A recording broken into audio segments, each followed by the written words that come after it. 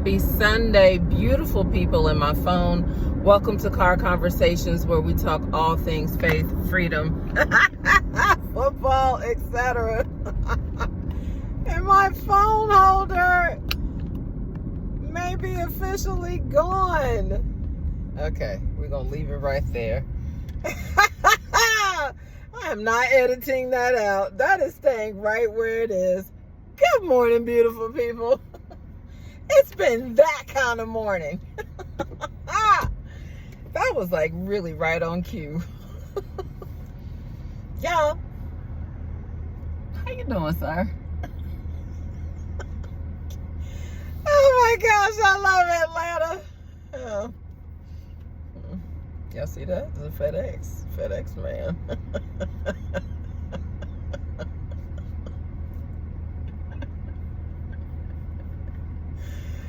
This is live. This is real. This is what happens in the car. It's a beautiful Sunday morning. Not a cloud in the sky this morning. I've been up since 3:34. Yep, in the morning.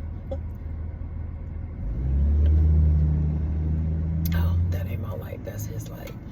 And it's something about, and I guess I've been out of the bed actually since about 6. And I know I've spoken of this in a previous car conversation, but it's something about when I have extra time in the morning, extra time, like extra early. I went walking, then did some strength training at home. Then was like, let me get out and water my flowers in the front, in the back. Was outside for a little bit. Then I was like, oh, my dress, I can steam my dress. Let me get my new steamer out and work with that and see what that's doing. Fooled around with that way too long. And next thing you know, all of a sudden, sat down and ate breakfast. But the next thing you know, it's like, oh my gosh, I'm going to be late. Like, let me get in the shower. Let me do, and it's just, boom, boom, boom, boom, boom. I left without my sweater. It is what it is. But this is the day the Lord has made. And we shall rejoice and be glad in it. But I just wanted to share that with you because that phone falling down, this holder that's hanging on by a thread, that's just indicative of the morning that it has been as far as things happening. Ain't gonna stop me though. How are you? I need to upload yesterday's car conversation. I took a little day trip yesterday. I did record a car conversation that may be beneficial to you, so I will be uploading that one. But one of the things I want to talk about in my little mini excursion yesterday, which turned out to be absolutely just amazing because started out, it was a personal event, that I was attending that turned into a tremendous networking opportunity and professional one. So we're very grateful for that. That's how God moves. That's how he moves. And we just have to be ready. So do your part. Do the preparation so that you're ready when you least expect it and opportunities present themselves to you and you know that it's a yes, that you are to move forward in that direction. But I experienced yesterday, let me say this regarding sports right quick. Caitlin Clark was here on Friday night, which I spoke of that in the previous episode that I will upload before I upload this one. And today she meets Angel Reese again. I think this will be the 3rd time they will have met. Is it in Chicago or is it in Indiana? Anyway, I'm looking forward to that game at 4 o'clock Eastern today. The media has hyped them up to for this to be like some race war. It's really sad that they're using that as bait, you know, for more popularity and viewership, but whatever. It's always good to see these young ladies take the court on a professional level, you know, after competing so hard in collegiate sports, you know, to now do it on a professional level. And what they are both bringing to the NBA. I'm still trying to get to see Asia Wilson, though, and the Aces. That's who I want to come to Atlanta and play the Dream. And I will definitely be in that building because, yeah, you know the backstory. Yesterday, for the very first time, just hold tight, hold with me, work with me through this episode, and then I'm just gonna have to probably get on Prime and order another one. I went into a Buc-ee's for the first time yesterday. I'm sorry about this lighting, y'all, but if I move it, I don't know what's gonna happen. I went into a Buc-ee's yesterday. I had never been into a Buc-ee's. If you're not from the South, I don't know how. They're started in Texas. They originated in Texas, and they have moved east. I don't know where else they may be in the country, but it's a rest stop / gas station, trucker, camper, you know, fill up / Walmart, Target, food stop, you know, because apparently their brisket sandwiches are absolutely insane. They just have a plethora of things. You take your pick and you'll probably find it in a Buc-ee's on some scale. Okay, it may not necessarily be the scale you want it on, or maybe you do want the Buc-ee's logo on everything. I don't know. I had never been to Buc-ee's, but I heard so many people. I've heard so many people and seen so many people, you know, via videos on social media talking about Buc-ee's, and I was just like, but even people like I know in real life talking about it, and I'm like, wait a minute, okay, so I'll check it out.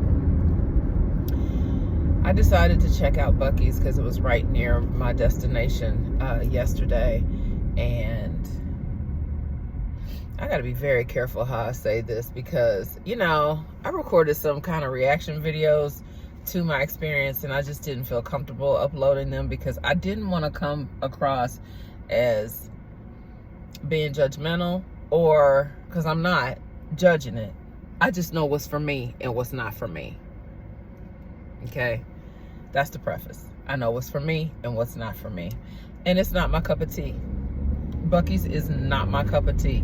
Now, I did not get anything to eat, so I haven't tried their food. I just didn't even want to stand in line to get the food because I'm looking around. I was in there literally 90 seconds. I'm looking around. I'm looking at all this stuff.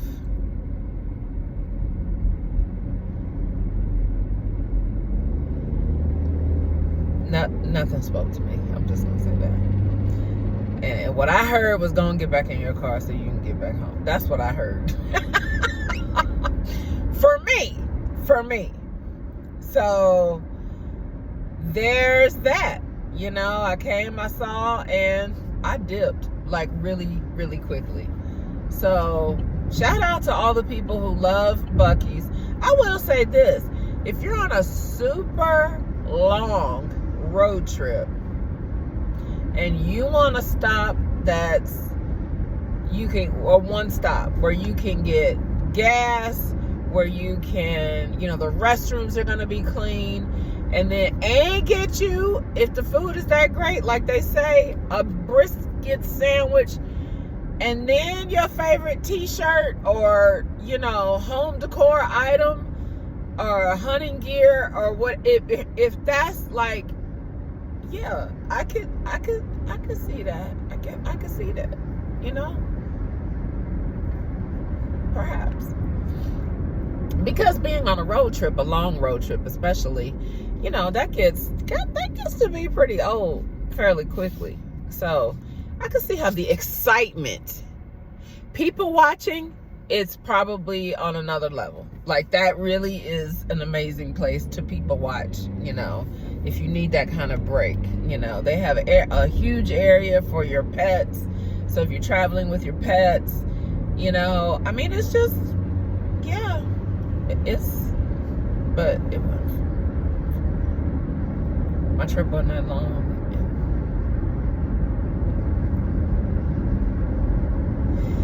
Meanwhile, Alabama picked up another recruit last night. I woke up at 3 and I was like, wait, what? I went to bed too early last night. I missed it. Yeah, we picked up another recruit, another offensive lineman, shoring up those trenches.